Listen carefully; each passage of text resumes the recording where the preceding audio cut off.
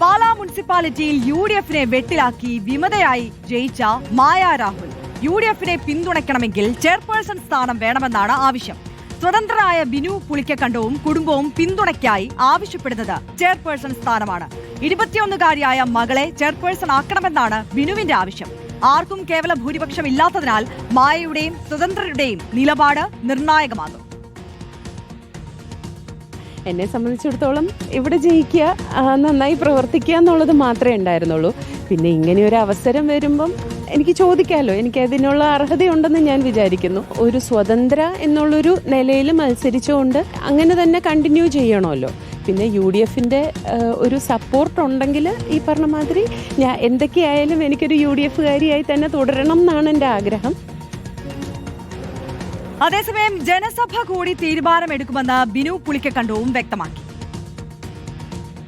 ഞങ്ങൾ ഈ തെരഞ്ഞെടുപ്പിൽ ഒരു രാഷ്ട്രീയ പ്രസ്ഥാനത്തിൻ്റെ ഒരു മുന്നണിയുടെയോ ഒരു നിയന്ത്രണത്തിലോ അല്ലെങ്കിൽ ആ ചട്ടക്കൂടിലോ അല്ല മത്സരിച്ചത്. പൂർണ്ണമായും സ്വതന്ത്രരായിട്ടാണ് മത്സരിച്ചത്. അപ്പോൾ ഞങ്ങൾ മുന്നോട്ട് വെച്ച ആശയം പൂർണ്ണമായി അംഗീകരിച്ചു. ഞങ്ങളെ പൂർണ്ണ വിജയം ഞങ്ങൾക്ക് തന്നു. ഈ തെരഞ്ഞെടുപ്പിൽ ഞങ്ങളോടൊപ്പം നിന്ന സമാന മനസ്കർ എല്ലാവരോടും അഭിപ്രായം ചോദിച്ച് ഞങ്ങൾ ഈ 3 വാർഡിലെയും സംയുക്ത വാർഡ് ജനസഭ വിളിക്കാൻ തീരുമാനിച്ചിട്ടുണ്ട്. ഒരു ജനകീയമായി ജനപക്ഷത്ത് നിന്നൊരു തീരുമാനമെടുക്കാനാണ് ഞങ്ങൾ തീരുമാനിച്ചിട്ടുള്ളത്. അഖിൽ കെ വിശദാംശങ്ങളുമായി നമുക്കൊപ്പം ചേരുന്നുണ്ട്. അഖിൽ, പാലാ ആര് ഭരിക്കുമെന്നതിൽ നിർണായക ഘടകമെന്ന് പറയുന്നത് ബിനു പുളിക്കക്കണ്ടവും കുടുംബവുമാണ് എന്ന് നമുക്കറിയാം. ഇപ്പോൾ മായ രാഹുലിന്റെ ഈ ആവശ്യം കൂടി മുന്നോട്ട് വരുമ്പോൾ അത് UDF-നെ ഏത് തരത്തിലാണ് വെട്ടിലാക്കുന്നത്?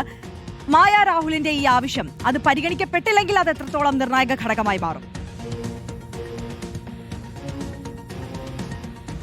അതായത് ആര്യ, നിലവിൽ UDF-നുള്ളത് 10 സീറ്റുകളാണ്. UDF-നെ ഭരിക്കണമെങ്കിൽ 14 സീറ്റ്, അതായത് കേവല ഭൂരിപക്ഷമായ 14 സീറ്റ് ലഭിച്ചാൽ മാത്രമേ എത്തൂ. അതിലേക്ക് എത്തണമെങ്കിൽ ഈ ബിനു പുളിക്കക്കണ്ടത്തിന്റെ കുടുംബത്തിനൊപ്പമുള്ള 3 സീറ്റും ഈ മായ രാഹുൽ നിർബന്ധമാണ് എന്നുള്ളത്. അത് തന്നെയാണ് ഈ UDF-നെ വലിയ രീതിയിൽ പ്രതിസന്ധിയിലാക്കുന്നത്. കാരണം LDF-ന് ബിനു പുളിക്കക്കണ്ടത്തിന്റെ കുടുംബത്തിന്റെ പിന്തുണ ഉണ്ടെങ്കിൽ തന്നെ 15 സീറ്റാവും, അവർക്ക് സുഖമായി തന്നെ ഭരിക്കാൻ കഴിയും. പക്ഷേ UDF-ന് ഈ 4 സീറ്റും ഉണ്ടെങ്കിൽ മാത്രമാണ് മുന്നോട്ട് പോകാൻ കഴിയും. അതും ഈ വിമത സ്ഥാനാർത്ഥിയായിട്ട്, അത് UDF-ന്റെ സ്ഥാനാർത്ഥിക്കെതിരെ മത്സരിച്ച് വിജയിച്ചതാണ്. അത് UDF-ന് സിറ്റിംഗ് വാർഡായിരുന്നു. അവിടെ ഇത്തരത്തിൽ മായയ്ക്ക് സീറ്റ് അല്ലെങ്കിൽ ആ വാർഡിലുള്ള ആളുകൾക്ക് സീറ്റ് നൽകാതെ പുറത്തുനിന്നൊരാളെ കൊണ്ടുവന്ന് ഇവരുടെ മേൽ പ്രതിഷ്ഠിച്ചപ്പോഴാണ് മായ ഈ സ്വതന്ത്ര സ്ഥാനാർത്ഥിയെ മത്സരിക്കുകയും വിജയിക്കുകയും ചെയ്തത്. ഇതോടുകൂടിയാണ് എന്തായാലും മായ ഇപ്പോൾ എന്തായാലും ഒരു വർഷക്കാലമെങ്കിലും ലഭിക്കുന്ന തരത്തിൽ ചെയർപേഴ്സൺ സ്ഥാനം വേണമെന്ന ആവശ്യം മുന്നോട്ട് വെച്ചിരിക്കുന്നത്. ഈ ബിനു പുളിക്കക്കണ്ടവും കുടുംബവും മുന്നോട്ട് വെക്കുന്നതും ഇതേ ആവശ്യം തന്നെയാണ്. അപ്പോൾ സ്വാഭാവികമായും ഈ ചെയർപേഴ്സൺ സ്ഥാനത്തിലേക്ക് ഒരു ക്ലാഷ് വരുന്നു. ഇത് UDF-നെ ഒരു സമ്മർദ്ദത്തിലാക്കുകയാണ്. കാരണം UDF-ൽ ഇനി ചർച്ചകൾ മായയായിട്ടും അതുപോലെ തന്നെ ബിനു പുളിക്കക്കണ്ടവുമായി ചർച്ച നടത്തേണ്ടി വരും. ഇരുവരും സമ്മതിച്ച ഈ ഒരു ഘട്ടം അല്ലെങ്കിൽ ഒരു തവണ വ്യവസ്ഥയിലൊക്കെ തന്നെ ഇത്തരത്തിൽ ഈ ചെയർപേഴ്സൺ സ്ഥാനം നൽകാമെന്നൊക്കെ ഇരുവരും സമ്മതിക്കണം. അത് കൂടുതൽ സമ്മർദ്ദം അല്ലെങ്കിൽ കൂടുതൽ ചർച്ചകൾ UDF-ന് ഉള്ളിലേക്ക് വരുന്നു എന്നുള്ള. പക്ഷേ LDF-ന്റെ കാര്യങ്ങൾ സുഗമമാണ്. ബിനു പുളിക്കക്കണ്ടവും സംഘവും ഇവിടേക്ക് എത്തിയാൽ മാത്രം മതി എന്നുള്ളതാണ്. അപ്പോൾ ഇത് പ്രഷറാക്കുന്നതിൽ കൂടുതൽ സമ്മർദ്ദത്തിലാക്കുന്ന UDF-നാണ്. കാരണം ഈ തെരഞ്ഞെടുപ്പ് പരാജയം വന്നതിന് പിന്നാലെ തന്നെ UDF വലിയ ആഘോഷ പ്രകടനമൊക്കെ നടത്തി.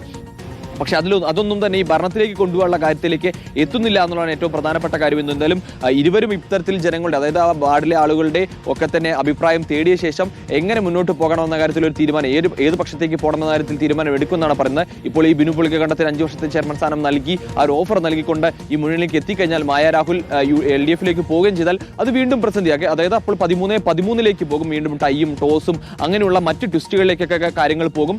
LDF-ലേക്ക് പോകുമെന്ന ചോദ്യത്തിന് മായ നമ്മളോട് പറഞ്ഞു തീരുമാനിച്ചിട്ടില്ല എന്നുള്ളത്. അത് പോകില്ല എന്ന് പറയുന്നില്ല, തീരുമാനിച്ചിട്ടില്ല എന്നുള്ളത് തന്നെയാണ്. എന്തായാലും ഈ കാര്യത്തിൽ ഇനിയിപ്പോൾ വിമത സ്വതന്ത്ര സ്ഥാനാർത്ഥികളുടെ ആ ഒരു തീരുമാനം, അത് വലിയ തീരുമാനം. ആ തീരുമാനം എവിടേക്ക് പോകും എന്നുള്ളതാണ്. എന്തായാലും ഏറെക്കുറെ ഇപ്പോൾ ഉറപ്പായൊരു കാര്യം എന്ന് പറയുന്നത് ഈ ബിനു പുളിക്കക്കണ്ടത്തിന്റെ 21 വയസ്സുള്ള മകൾ ചെയർപേഴ്സൺ സ്ഥാനാർത്ഥിയാകും എന്നുള്ള കാര്യം തന്നെയാണ്. അത് LDF-ലാണോ UDF-ലാണോ എന്ന കാര്യത്തിലാണ് ഇനി ഒരു വ്യക്തത വരേണ്ടത്. അപ്പോൾ മായയ്ക്കും ഈ ചെയർപേഴ്സൺ സ്ഥാനം കിട്ടുമോ, മായ ഒപ്പം നിർത്താൻ UDF എന്തൊക്കെ തന്ത്രങ്ങൾ പ്രയോഗിക്കുമെന്ന കാര്യങ്ങൾ വരും ദിവസങ്ങൾ കാണേണ്ടി വരും. എന്തായാലും ഇപ്പോൾ നിലവിൽ മായയോട് ഈ പിന്തുണ തേടിയിട്ടുള്ളത് UDF മാത്രമാണ്. LDF പിന്തുണ തേടി എത്തിയിട്ടില്ല എന്നാണ് മായ രാഹുൽ പറയുന്നത്. കാരണം ഈ ഘട്ടത്തിൽ LDF-ന് മായയുടെ പിന്തുണ ആവശ്യമില്ല എന്നുള്ളത് തന്നെ അതിൽ പ്രധാനപ്പെട്ട കാര്യം എന്ന് പറയുന്നത്. എന്തായാലും ബിനു പുളിക്കക്കണ്ടത്തിന്റെയും അതുപോലെ തന്നെ കുടുംബത്തിന്റെയും ഒക്കെ പിന്തുണയ്ക്ക് വേണ്ടിയിട്ട് സംസ്ഥാന നേതാക്കൾ രമേശ് ചെന്നിത്തലയും മന്ത്രി VN വാസവൻ അടക്കമുള്ള സംസ്ഥാന തലത്തിലുള്ള നേതാക്കൾ തന്നെ ഇടപെട്ടിട്ടുണ്ട്. അവരൊക്കെ തന്നെ അത്തരത്തിൽ സംസ്ഥാന പല പ്രധാനപ്പെട്ട നേതാക്കളും ഇരുവരെയും വിളിച്ച് അവരുടെ ഒക്കെ പിന്തുണ തേടുകയും ചെയ്യുന്നുണ്ട്. എന്തായാലും ഇനിയിപ്പോൾ ഇവർ തീരുമാനിക്കും. അതായത് അടുത്ത ദിവസങ്ങൾ തന്നെ ജനസഭ കൂടി ആർക്കൊപ്പം എന്ന തീരുമാനം ഉണ്ടാകും. ആ സസ്പെൻസ് അടുത്ത ദിവസങ്ങൾ തന്നെ പൊട്ടുമെന്നാണ് നമുക്ക് മനസ്സിലാക്കാൻ സാധിക്കുന്നത്. അഖിൽ കെ ആണ് കോട്ടയത്ത് നിന്ന് വിശദാംശങ്ങളുമായി ചേർന്നത് നമുക്കൊപ്പം.